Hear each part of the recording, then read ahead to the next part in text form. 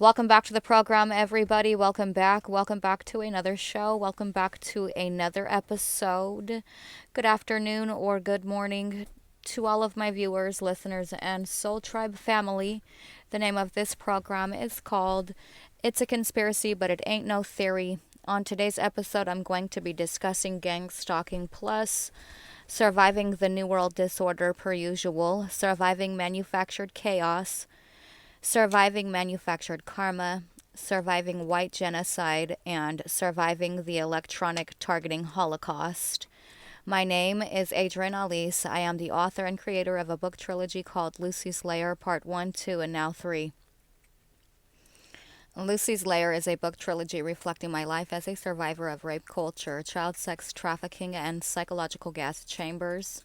On this program, I advocate for women's rights, basic human rights, and the rights of those disabled.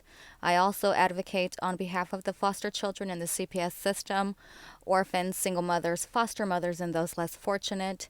Targeted individuals or trafficked victims are predominantly women. 65 to 70% of targeted individuals are white American women or those who identify as such. This makes gang stalking an illegal operation or hate crime that is sexually and politically motivated towards American women and their children. This program is a dedication to the targeted individual community. The objective of the opposition or the counterintelligence program, the COINTELPRO 2.0, is to subvert the target's potentiality, to terminate and to punish all supporters and sympathizers, to round down the target's output and audience, to marginalize the target, to eliminate connections and networking ability. Focusing today primarily on the coercive control and more specifically the technology-enabled coercive control within the gang stalking hypersimulation. RCW 9A.36.070 says coercion. 1. A person is guilty of coercion if by the use of a threat he or she compels or induces a person to engage in conduct which the latter has a legal right to abstain from, or to abstain from conduct which he or she has a legal right to engage in. 2. Quote, threat as used in this section means to communicate directly or indirectly the intent immediately to use force against any person who is present at the time. In Washington, coercion is a gross misdemeanor, punishable by up to 364 days in jail and a fine of $5,000. Additionally, people convicted of domestic violence crimes in Washington face a $100 penalty. Coercion does not require any proof of physical harm. Forms of coercion include damaging, destroying, or threatening to damage or destroy goods, property, or items of special value, using technology to threaten, humiliate, or exert undue influence over the other party, driving recklessly with the other party in the vehicle, threatening to harm the other party's career, exerting control over the other party's identity documents, making private information public, or threatening to do so, causing dependence or confinement or isolating the other party from sources of support, engaging in psychological aggression, including inflicting fear, humiliating, degrading, or punishing the other party. Many victims of coercion file for domestic violence protection orders, while many others may not ever make it. Coercion involves compelling a party to act in an involuntary manner by the use of threats, including threats to use force against that party. Coercion involves a set of forceful actions which violate the free will of an individual in order to induce a desired response. Section 2422B of Title 18 provides that if the individual who has been persuaded, induced, enticed, or coerced to engage in prostitution or other criminal sexual act is under the age of 18, then the penalty is 15 years imprisonment and or a fine. What is forcible compulsion in Washington state? The statute defines forcible compulsion as physical force that overcomes resistance, It could also include a threat that places a person in fear of death, physical injury, or fear that the person or a third party will be kidnapped. Repeatedly putting you down, such as saying you're worthless, humiliating, degrading, or dehumanizing you, controlling your finances, making threats, or intimidating you. The two main categories of coercion, deterrence and compellence, are distinct in their nature and requirements. If you want to sue for more, you will have to file in regular district court and may need the help of a lawyer. Coercion is described as intimate terrorism and is usually a pattern of behavior that includes trying to isolate, exploit, and control the victim. Essentially, the victim will feel like a hostage. Coercive control, isolation. Isolation is one of the most common tactics used by an abuser attempting to control their victim. Generally, this means that the abuser will not allow the victim to have contact with their friends and family, or at a minimum, restrict access to certain people. Additionally, by isolating the victim, the abuser can make it more difficult for the victim to leave the abuser. Control of victims. Abuser will also attempt to limit the amount of freedom that their partner has so that they feel dependent on the abuser. For example, the abuser will go with their partner everywhere, and if the partner tries to go somewhere alone, they are either further abused or made to feel guilty. In extreme cases, the abuser may deprive their partner of transportation or finances. Misrepresentation. Another way in which abusers will abuse their victims is by misrepresenting them so that they feel isolated. For example, abusers will lie about their partners to others to make them look like the victim is the abuser, or they will attempt to make their partner look overly anxious, mentally unhealthy, or disturbed. By doing this, the abuser hopes to gain more control over the partner, who may feel like they have no one to turn to because everyone thinks they are awful. Financial control. Another common tactic is financial control, which is generally seen when someone is abused. Controlling another person's finances can make a victim feel like it is impossible to get out of their situation. For example, a victim will usually have to run to a shelter because they have no money of their own, because their abuser took their paycheck and gave the victim a small allowance to ensure they couldn't run away. The more desperate someone feels, the more likely they are to stay in a bad situation. Monitoring activities. In some cases, the abuser goes to the extremes of monitoring the victim's every move. This can include installing cameras around the house and questioning the victim's whereabouts and conversations when the abuser is not around. On the other hand, it could just be the abuser asking where the victim has been, what they were doing, and who they were with to gain control over where they were going and who they were with. Using children as a weapon. If children are involved, one of the most successful control tactics an abuser will use is the children. There are two things that an abuser will usually do to gain control over the victim. 1. Threaten to harm the children if the victim tries to fight back or leave. 2. Falsely accuse the victim of harming or neglecting the children. This tactic is extremely successful because a victim will usually be very protective of their children, so any thought of losing their kids or them being abused is terrifying. The revised Code of Washington states that extortion means, quote, knowingly to obtain or attempt to obtain by threat to property or services of the owner, and specifically includes sexual favors, end quote. See RCW 9A.56.110.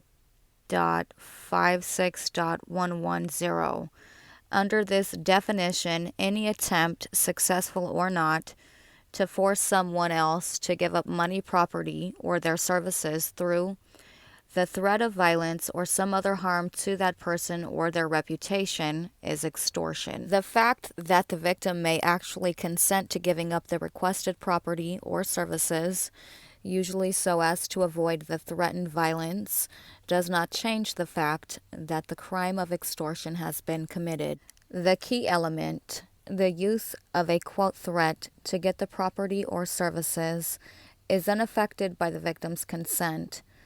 First-degree extortion. sexual bribery, sexual coercion, and sexual imposition are all types of sexual harassment and first-degree extortion. Alright, so I wanted to go over what it is that is creating a data slave. And that would be this technology-enabled coercive control. Technology-enabled coercive control. As technology plays an increasingly important role in our everyday lives, it has also become an incredibly powerful tool for those who engage in stalking, harassment, and abuse. As previously mentioned in my book trilogy, Lucy's Lair, all forms of abuse begin and end with forced coercion.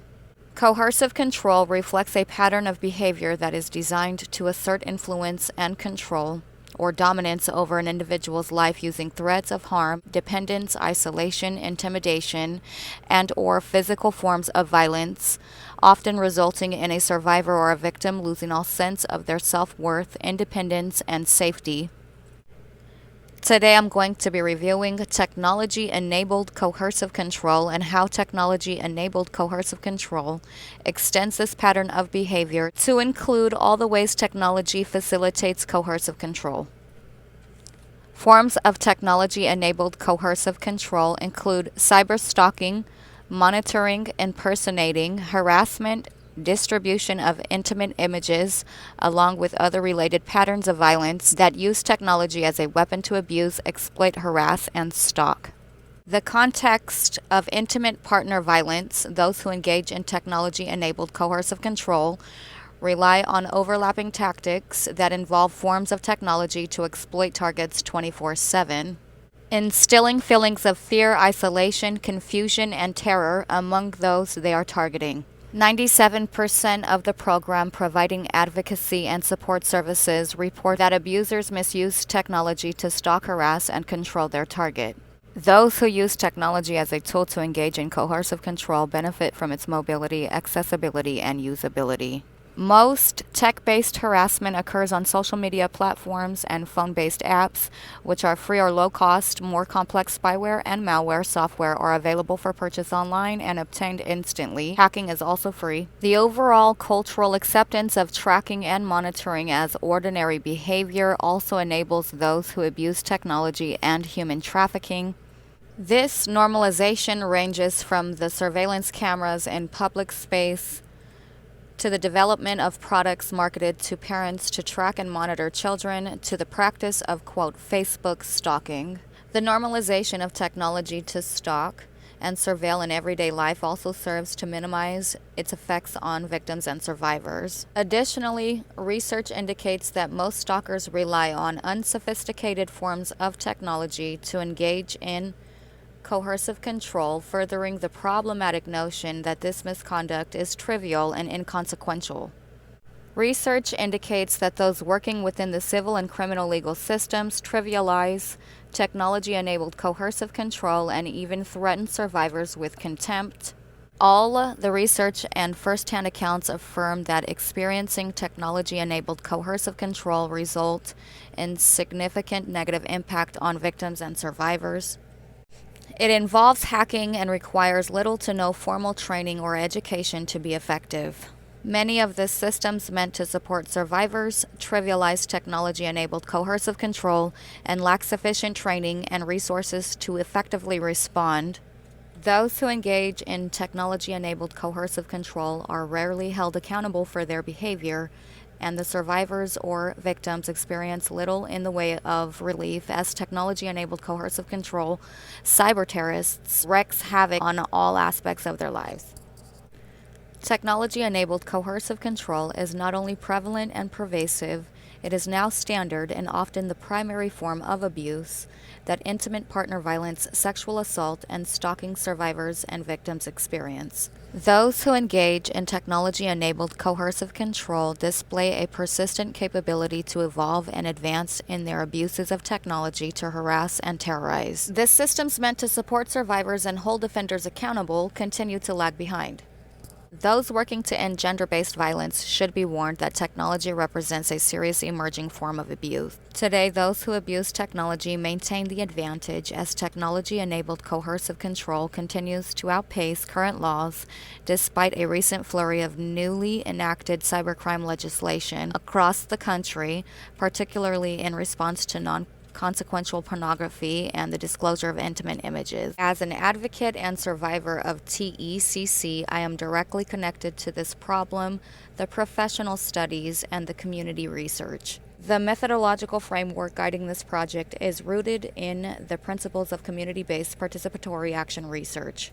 As a research methodology, community-based participatory action research emphasizes the needs and knowledge of the community being studied and engages community participants as active members of the project. Community-based participatory action research attends to inequities and injustices, encourages community members' power over their own lives and the lives of their victims, works to prevent exclusion, and excludes or systemically segregates the victim and promote diversity of participation, builds and expands on local partnerships, and support the action necessary to achieve change. Community-based participatory action research also begins by assuming that those who have been most systemically excluded or oppressed carry a specific wisdom about their lives and the structures or fracture points that led to their experiences. In response, community-based participatory action research centers collaborative knowledge production,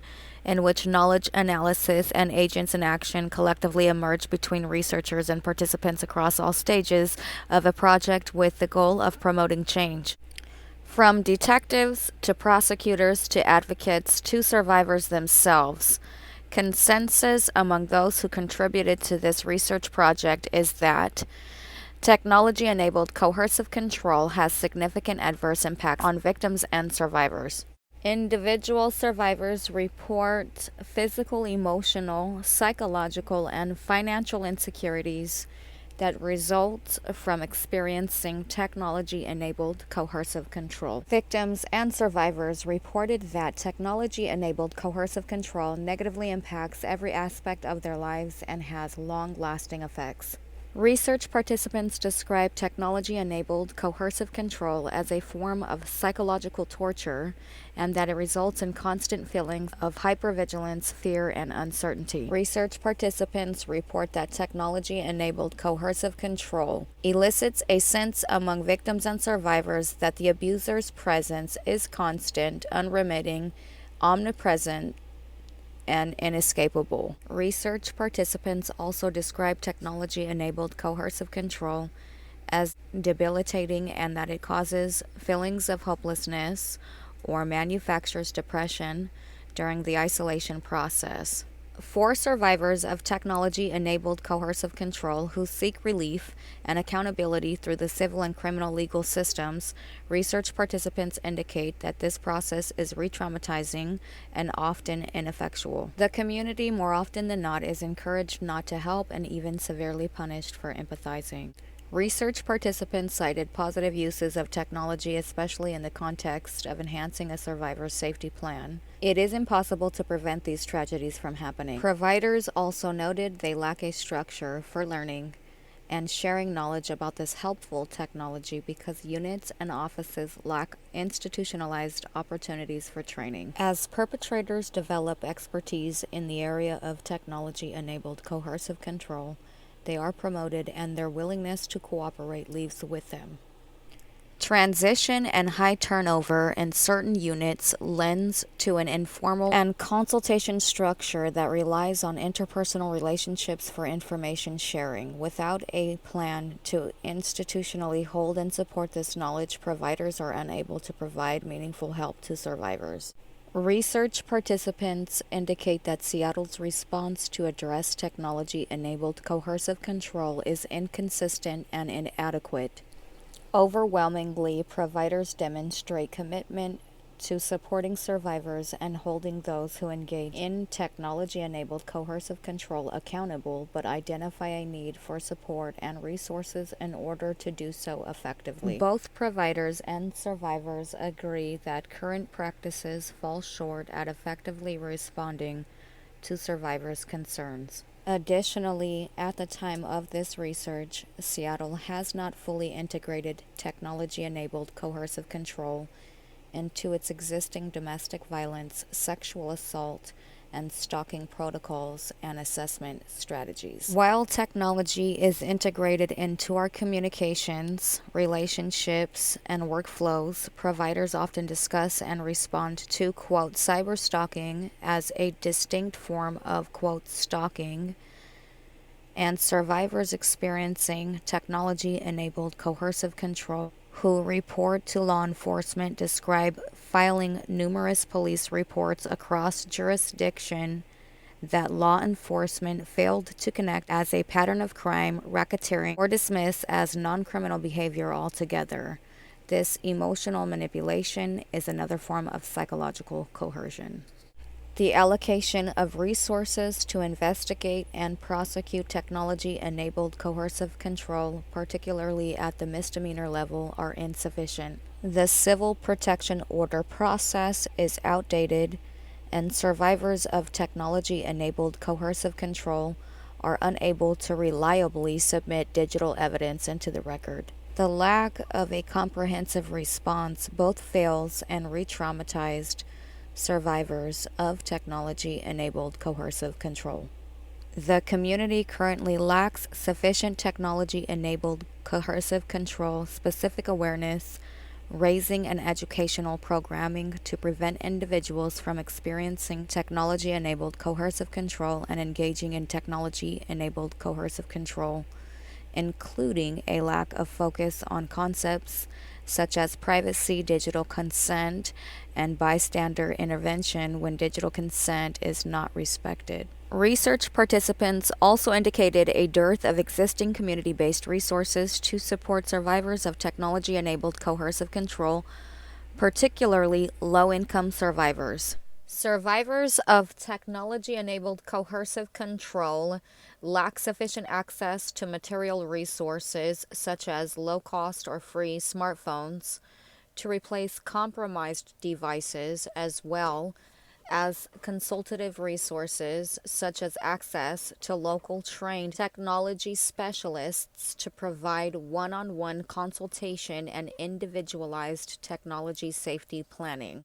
Research participants also identified a lack of community-based resources for survivors of acquaintance and stranger stalking occurring outside of an intimate relationship, third-party stalking. It has been recommended drawing on existing expertise in this area and expanding the Special Operations Unit to serve as designated technical and consultation resource within King County. Additionally, recommended formalized communication and collaboration between the public and private sectors, including establishing contacts with tech companies for increased cooperation around investigations and to develop a potential pool of expert witnesses for civil and criminal proceedings. Experiencing technology-enabled coercive control has resulted in victims and survivors losing their jobs, a sense of safety, and their public reputations. We can not only frame the system or response around physical violence and or death. Research participants recommend dictating increased investigative support to technology-enabled coercive control-based crimes, especially misdemeanor cases. Finally, the Department of Corrections should create technology-enabled coercive control specific supervision plans for those under post-incarceration DOC supervision for a technology-enabled coercive control-related crime. We recommend that high-tech safety planning training content to be made available to advocates along with regular booster training that reflects the ever-changing landscape of technology-enabled coercive control. Digital consent prevention programming encourage safe and healthy interactions when texting using social media and sharing information and images or videos online. We also recommend a multifaceted prevention campaign that encourages parents to discuss digital consent with their children, Research participants also identified the responsibility of private sector tech companies to participate and lead public awareness, raising technology-enabled coercive control prevention campaigns. We recommend the information to be made available to survivors and community members broadly about how to safely maintain their accounts and data. We also recommend dictating resources to support survivors' material needs, including a compromised device replacement program and in-home surveillance systems for survivors who identify these and other resources as part of their safety plan.